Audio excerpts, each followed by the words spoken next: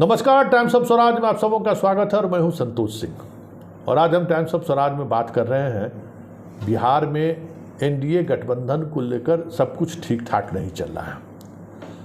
अब कई ऐसे मसले सामने आ गए हैं जिसको लेकर बीजेपी असहज दिख रही है।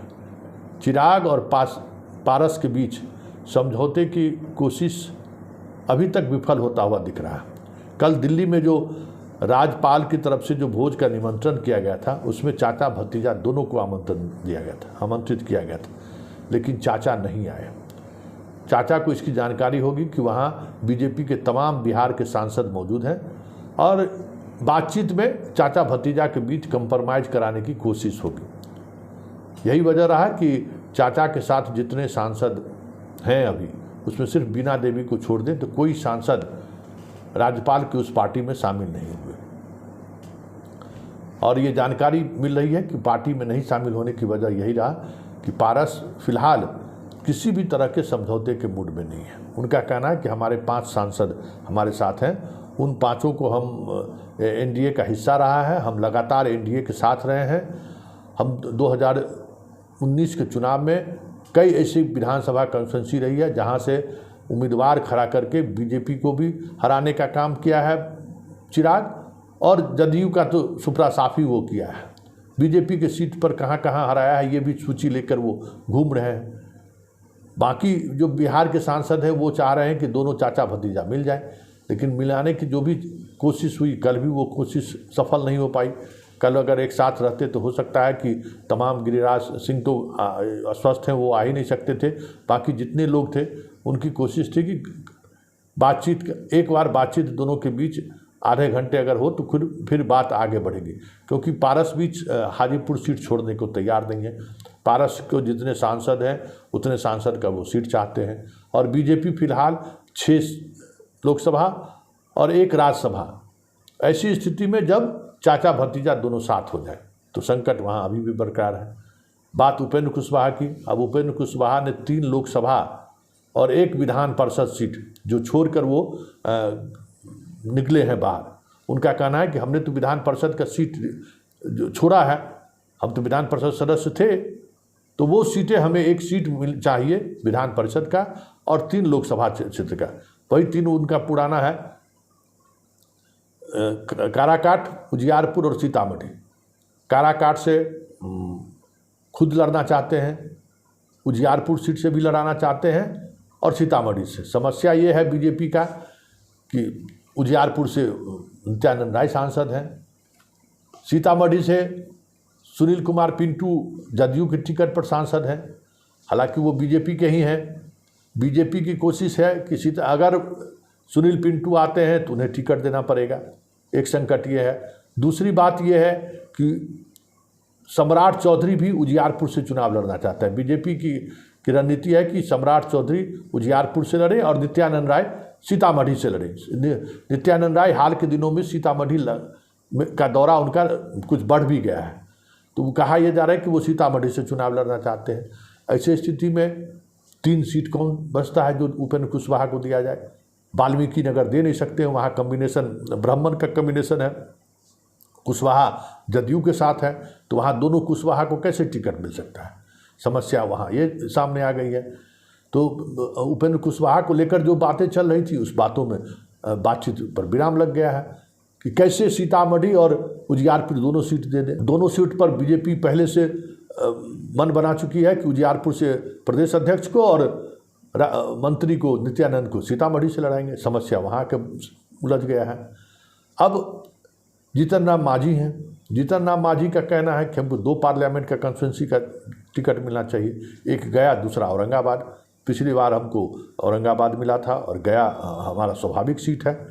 अब समस्या है कि गया में सुशील सिंह लगातार सांसद बने आ रहे हैं और सुशील सिंह को छोड़कर बीजेपी को कैसे वो सीट छोड़ दे, संकट वो हो। और इन्हें भी 1 राज्यसभा सीट चाहिए जीतन राम मांझी के लिए।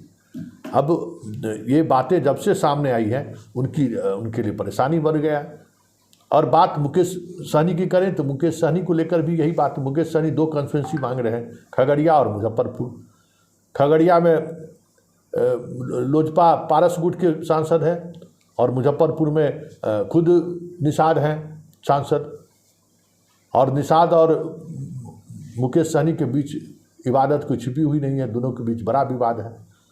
और विवाद अगर ऐसे में निषाद को टिकट नहीं देके मुकेश सहनी को टिकट देना पार्टी के लिए सहज नहीं है। समस्या यही है कि मिला तो लिए, लेकिन अब ये लोग इस तरीके का डिमांड कर रहे हैं जिस डिमांड की वजह से बीजेपी सहज नहीं है।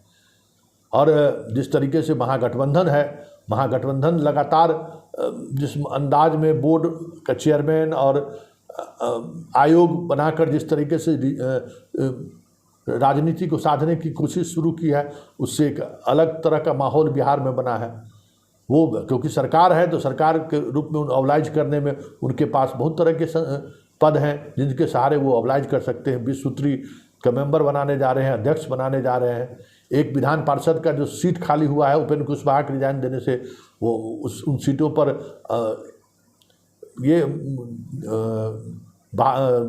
जल्द ही उस पर लोगों को देने की बात हो रही है। अभी थोड़ा राजद से उस बात पर सहमति नहीं बनी है।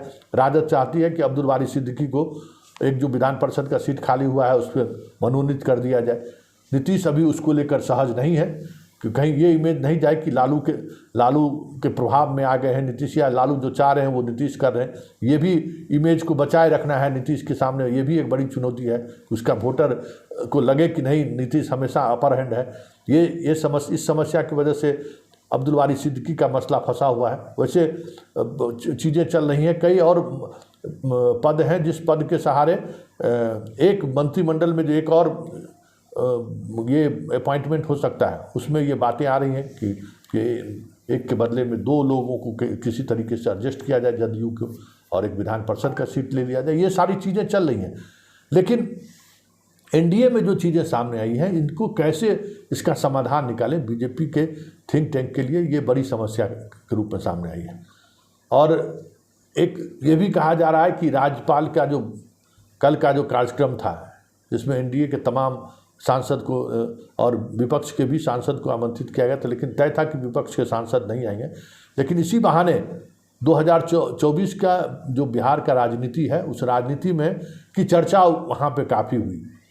भोज राज्यपाल के द्वारा दी गया था, जो सांसदों से जो हमारी बात हुई है उस बातचीत में औपचारिक तौर पर बातचीत कहीं न कहीं 2024 के चुनाव से ही जुड़ा रहा है कि भाई क्या हो सकता है, किस तरीके की तैयारी होनी चाहिए, कहाँ कहाँ उम्मीदवारों को क्या होना चाहिए, बीजेपी को किस तरीके की स्ट्रेटजी के साथ आगे बढ़ना चाहिए। कि सब लोग एक साथ बैठ के 2 घंटे काफ़ी इस विषय पर ही मंथन हुआ कि 2024 में महागठबंधन को कैसे शिकस्त दी जा सकती है। इसको लेकर काफ़ी चर्चा हुई है। लेकिन इन तमाम चर्चा के बीच जो कोशिश थी कि पारस चाचा और भतीजा के बीच सुलह का एक मौका जो उन्होंने तलाशा था, वो मौका विफल हो गया। उस बैठक में पारस नहीं पहुंचकर उस कह सकते हैं कि वो जो एक कोशिश थी वो कोशिश नाकाम हो गई। अब आगे भी बातचीत की कोशिश बीजेपी की तरफ से जारी रहेगा, लेकिन उपेंद्र कुशवाहा और चिराग अब एनडीए के लिए मुश्किलें खड़ी कर दी हैं कह सकते हैं, क्योंकि दोनों जो सीट चाह रहे हैं उस सीट को लेकर समस्याएं खड़ी हैं। अब मान लीजिए कि अगर चाचा भतीजा के एक ही की भी बात होगी तो समस्तीपुर सीट हो गया, हाजीपुर सीट हो गया, ये सारी वैशाली सीट हो गया, खगड़िया सीट हो गया, नवादा सीट हो गया। नवादा बीजेपी खुद चाहती है चुनाव लड़ना।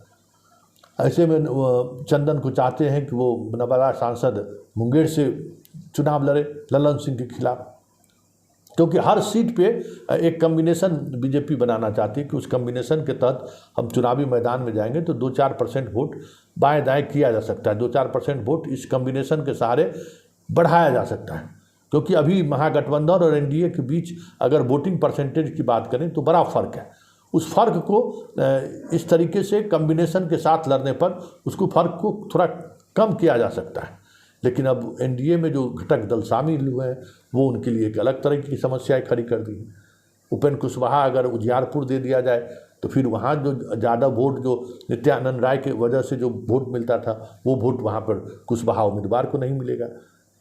और अगर सम्राट चौधरी खड़े होते तो नित्यानंद राय और सम्राट चौधरी का जो कम्बिनेशन है उस कम्बिनेशन में नित्यानंद राय कोशिश करेंगे कि यादव का कुछ वोट वहाँ मिल जाए।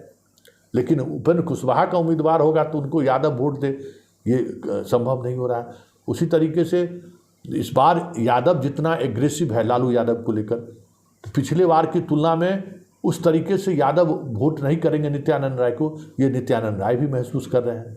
इसलिए नित्यानंद राय कोई सेफ सीट खोज रहे हैं, जहाँ सीतामढ़ी जैसे हो गया कि सीतामढ़ी में अगर महागठबंधन की तरफ से यादव उम्मीदवार नहीं हुआ, सुनील कुमार पिंटू ही रह गए वहाँ, तो फिर यादव को हम अपने और खींच सकते हैं, जैसे उजियारपुर में खींच ले रहे थे वोट, क्योंकि सीतामढ़ी में बहुत यादव का वोट है, उजियारपुर में उतनी वोट नहीं है। दमोह और मोदीनगर छोड़कर उतना बड़ी आबादी नहीं है। उजियारपुर में भी यादव है लेकिन इतनी बड़ी आबादी नहीं है जितना सीतामढ़ी में है। तो ये सारी चीज़ें ऐसी चल रही हैं जिस वजह से सीट वाइज जो कम्बिनेशन बनाना चाह रही है बीजेपी, उसमें समस्या हो रही है। आप बेतिया सीट खुद संजय जायसवाल चुनाव लड़ते हैं, वो कैसे उनको ड्रॉप कर सकते हैं।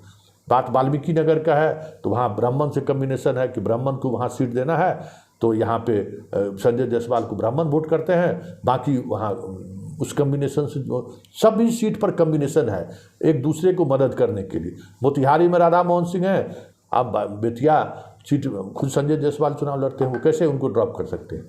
बात वाल्मीकि नगर का है तो वहाँ ब्राह्मण से कम्बिनेशन है कि ब्राह्मण को वहाँ सीट देना है, तो यहाँ पे संजय जायसवाल को ब्राह्मण वोट करते हैं, बाकी वहाँ उस कम्बिनेशन से सभी सीट पर कम्बिनेशन है एक दूसरे को मदद करने के लिए। मोतिहारी में राधा मोहन सिंह है तो रमा देवी शिवहर में है, शिवहर में राजपूत रमा देवी को वोट करता है, तो मोतिहारी में बनिया राधा मोहन सिंह को वोट करता है। तो हर एक सीट का कम्बिनेशन है और उसी कम्बिनेशन के सहारे हार जीत होती है।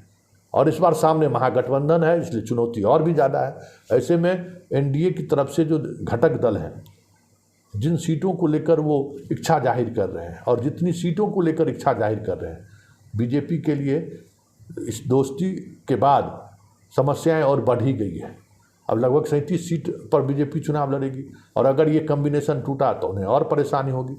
इसलिए बीजेपी अब नए तरीके से बिहार में जो एनडीए के घटक दल में जो पार्टी शामिल हो रहे हैं, उसको लेकर एक नई रणनीति के तहत बातचीत का प्रस्ताव लेकर जल्द ही ये लोग बैठेंगे, ऐसी खबर आ रही है।